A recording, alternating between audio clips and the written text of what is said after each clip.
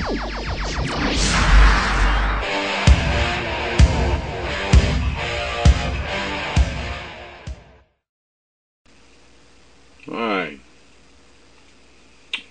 A lot of YouTube users have now done videos on the following subject. I had another video prepared for this slot, but decided that this topic is much too important not to report on. Thank you, Ella, OWP, many others that have tried to spread the word on this.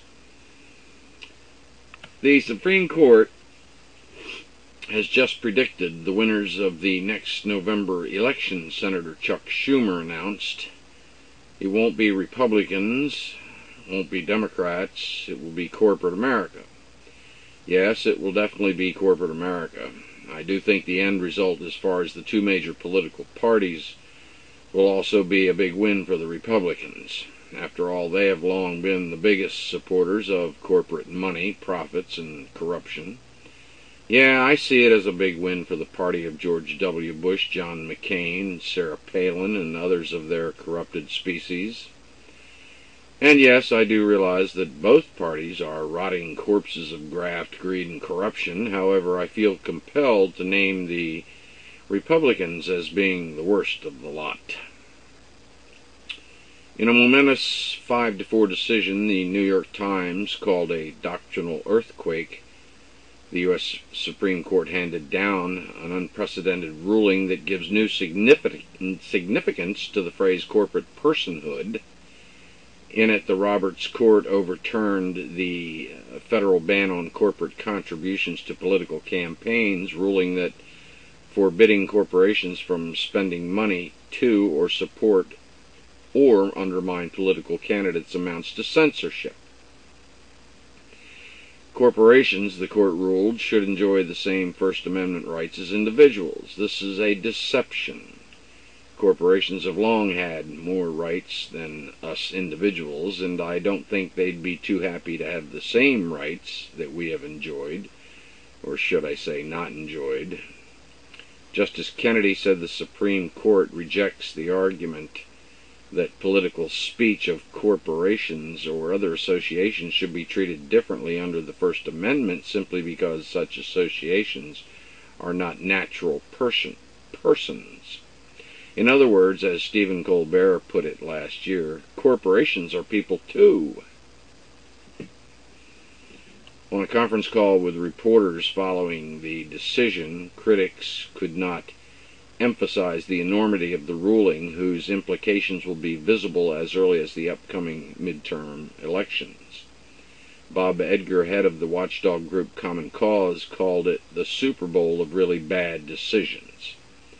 Nick Neihart of Public Campaign called it an immoral decision that will make an already untenable mix of money and politics even worse. Right you are, Nick. This is the most radical and destructive campaign finance decision in the history of the Supreme Court, said Fred Wertheimer, president of Democracy 21. With a stroke of the pen, 5 justices wiped out a century of American history devoted to preventing corporate corruption of our democracy.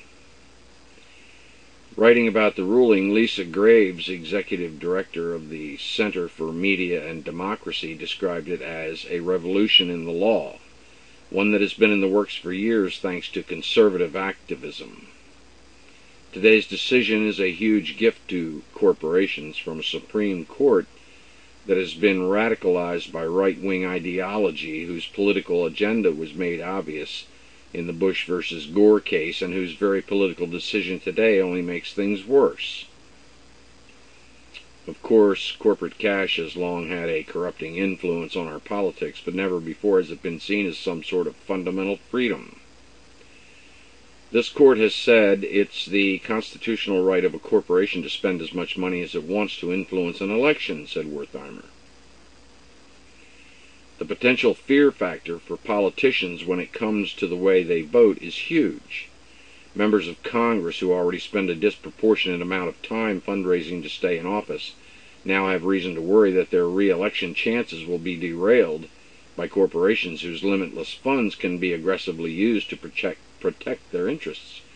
Yeah, Crooked congressmen will be shitting their pants worrying that their next opponent will have more bribe coming in from corporations than they will.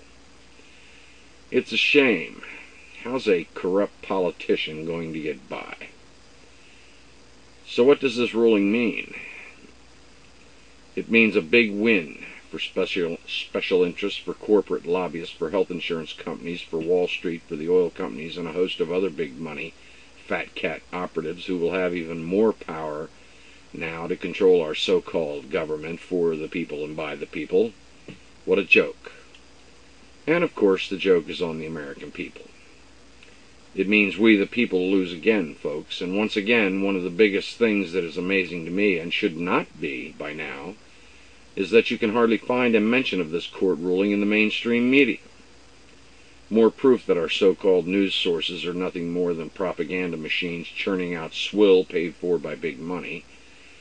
Our whole government has become a money machine.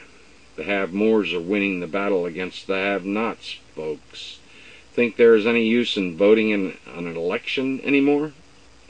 If you do, I have some beachfront property in South Dakota I would love to sell you. Our politicians are bought and paid for. There's absolutely no reason to vote for anyone anymore.